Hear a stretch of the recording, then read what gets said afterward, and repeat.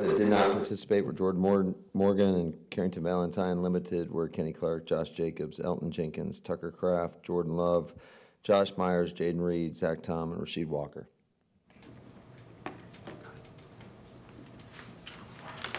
What was that? Limited. Limited. That's all you're going to get from me. Limited. All those guys. Kenny Clark, Josh Jacobs, Elton Jenkins, Tucker Kraft, Jordan Love, Josh Myers, Jaden Reed, Zach Tom, and Rasheed Walker. Was it a good step, though, that Jordan was able to at least go in pads today?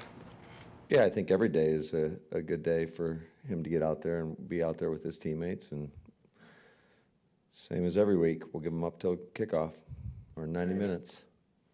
Go pads today so that he would have a chance to work out yesterday and then, have. No, that wasn't the reason behind it. I just thought where we were coming off a pretty physical game, the injury list, I thought it was best to cut back a little bit yesterday, and then we'll push them today.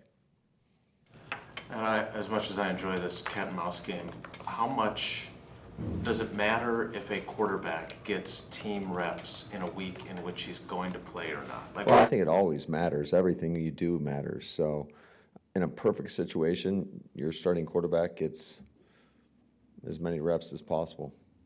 Will he practice tomorrow? I don't know. We'll see. I'm sure he'll be limited. Matt, Sermons was talking yesterday about something he calls the cheetah effect with Josh Jacobs, how he keeps his arms out to balance himself because he runs so aggressively, but that can lead to worse ball security. He's obviously fumbled the first 2 weeks. I never heard Ben talk about that. It's interesting. Does Josh need to carry the ball differently to keep it secure? Ben usually talks about gorilla glue and putting your elbow and gluing it to your rib cage. So never heard of the cheetah effect. So I can't even remember what your question was. I'm so enamored by this cheetah effect.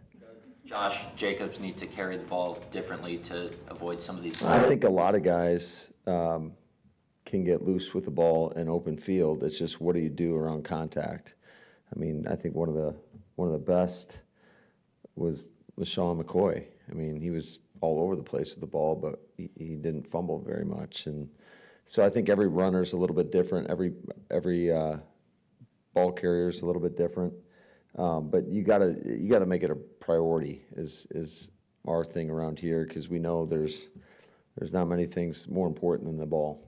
So he carries it for everybody. He understands. He's had 2 fumbles in 2 games. There's going to be a bullseye on him, and that's just the way it is. If you put the ball on the ground, then they're going to come after it. How much more comfortable are you putting Emanuel Wilson out there for double-digit touches than you were maybe a couple months ago? A lot more comfortable. I think he's done a good job, and he continues to get better. And when given opportunities, I think he's maximized those. So for him, it's just about being consistent, down in and down out, and making sure you're doing all the little things on a day-to-day. But I've got a lot of confidence in he. You don't have Jordan Morgan. Has Sean responded to the conditioning issue to the point where you feel good about him going the whole route, or do you have to look at rotating someone with him? I think everything's on the table, but it seems to me that he's been better, and you would expect that going into his 3rd year now. So, but I think we're open. We're always open for competition, and whether it's on the offensive line or anywhere on the field, we're comfortable rotating a lot of players, and we've done that at multiple positions, and we'll continue to do that. And the idea is just to get the best out of each and every individual. And if they know that they're fighting for playing time, I think they're going to be on top of their game a little bit more. You talked about that earlier in the week. I'm curious, is that a new idea that I mean, obviously you've always talked about competition, but the actual idea of playing more guys, is that something that you've kind of started to do more as you've gotten a younger team and gotten more experience as a coach, or how has that kind of evolved?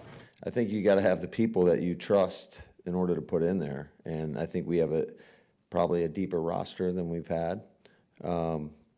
And so most of these guys aren't first-year players, so they've gotten more experience and they've earned those opportunities. So I think the more you can do that, you talk about player development, that's the best way to develop players is to get them out there and play.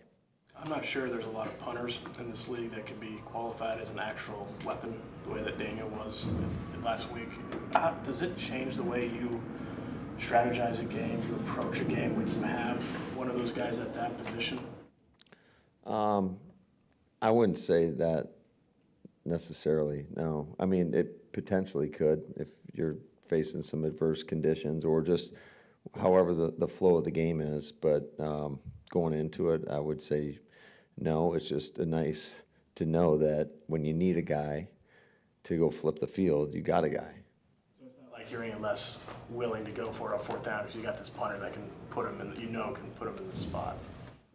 Not necessarily, no. Defensive front focused on keeping Hurts and Richardson in the pocket. Do you get the sense that they're itching to let it rip in these coming weeks?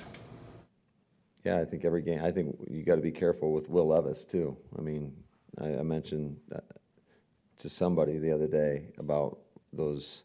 He had a couple big-time scrambles against the Jets, and he is fully capable of moving the chains with his legs. And I think that's just kind of becoming commonplace with a lot of these quarterbacks. They're more athletic, and they're able to get out of the pocket, and they can take off and run. So you better be disciplined with your rush lanes. You got to be coordinated. And I think the best rushes in this league are typically that. They work together. You got four guys working as one. That's usually when your rush is the best. What's the challenge for your run game with Slett and Simmons in the middle of their defense? Well, they're giants, and they do a good job. They're both athletic, but I think it's just the totality of the defense. I think you look across the board. The majority of their players are veteran players that have played a lot of ball, and they've got a good scheme. So it's going to be a great challenge for us. Matt, what does it do for your offense when you can put a tight end on the field who's pretty good at both blocking and receiving? A complete tight end? Yeah, I would say that definitely benefits you. I think a lot of these guys there's just not as many of them anymore that can do both. So that's a great luxury.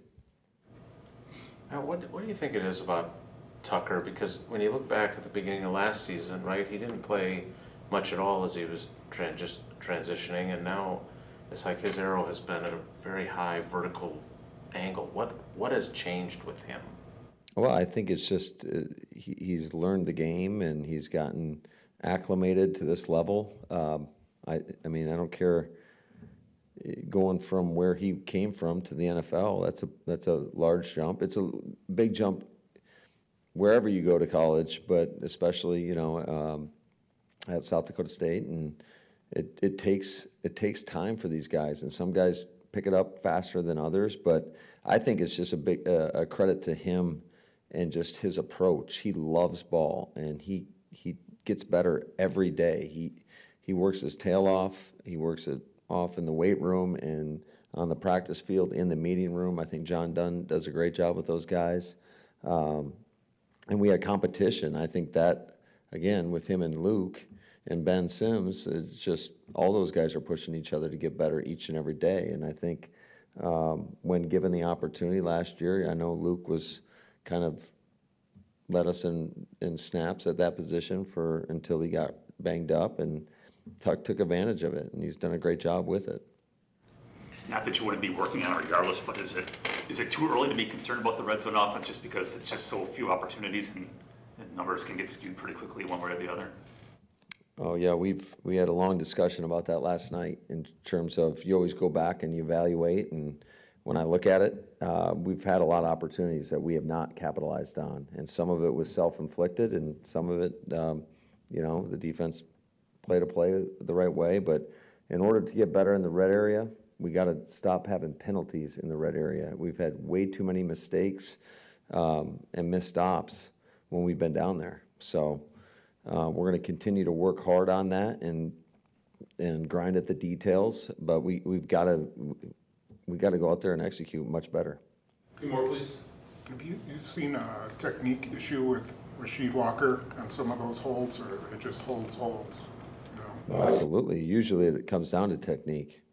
You know, I know the one on Josh Jacobs' touchdown run. I mean, his aiming point wasn't right. He was too flat, and that allowed the defender to get over the top. He should have been able to pin him easily, and we would have been around the edge. And I expect him to make those necessary adjustments. He's been a really good and consistent player for us, and he's still a relatively young player, but and he'll get better and he'll learn from it. Good. Thank you. Thanks, guys.